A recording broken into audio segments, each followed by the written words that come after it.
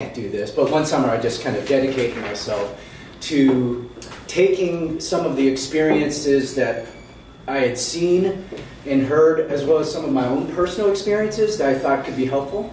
So this one is about Asian stereotypes, immigration patterns, specifically related to the early generations of the Chinese and the Japanese, but it can be extrapolated to think about other immigrants as well, which could be timely. This one is titled Fu Manchu. Fu Manchu, a caricature, the Chinese sinister, popularized in Hollywood, spread to other neighborhoods. The Chinese came in the 1840s looking for gold, mocked by society. White said, "Oh, so we." Built the railroads, treacherous work. The Transcontinental, you should be thankful. You wouldn't know it from your history books. The Chinese denied a picture beside the finished work.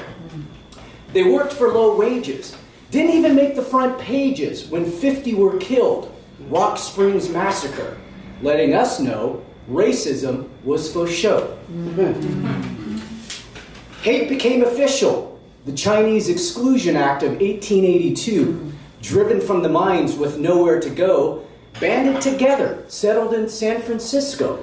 Unlike what you think, Chinatowns were not started intentionally, but out of necessity. They worked long and hard, risking limb and life, only to hear scorn and taunts. "Get away from us whites."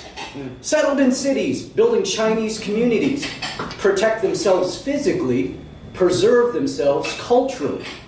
With a ban on immigration, Chinese families not to be either died single or returned home across the Pacific Sea. By 1943, Chinese Exclusion Act lifted. By then, Chinese mostly decimated. Needing more workers, the U.S. agreed, it's time for more Asians. This time, let's try the Japanese. They were welcome to work under the broiling sun, picking pineapples, cutting sugarcane. You call that fun? Unlike the Chinese, the U.S. was gracious, letting picture brides enter. Families flourished for the Japanese. Quiet, deferential, respect for authority. Not much commotion until the day of infamy. December 7th, 1941, kamikazes came, dropping bomb after bomb. Enough to send America to war, whipped into a frenzy. Racial hatred restored.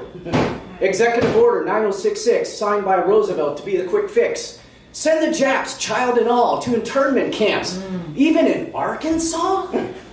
Round them up, get them there. They're not to be trusted with their crew-cut hair.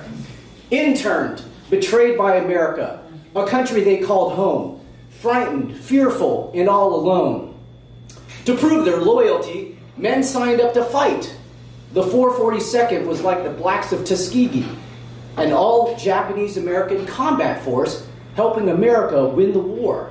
But back at home, racism endured. Trusting American Asians, still the bigger battle. Tensions remained unsettled. The Japanese, by nature, didn't say much, calm and collected, moved on and tried to forget it. Growing up, I asked them, what happened? But no one shared their stories. Embarrassed, ashamed, questions deflected. We don't want any glory. But it's not about glory, it's about history. If we don't share it, the cliche says we're doomed to repeat it. Eventually, by the turn of the century, an official apology, financial reparations for Japanese racial separations. Things have come a long way in racial harmony, but ignorance is not bliss. And we must ask ourselves this, why it's so hard to just coexist. Wow.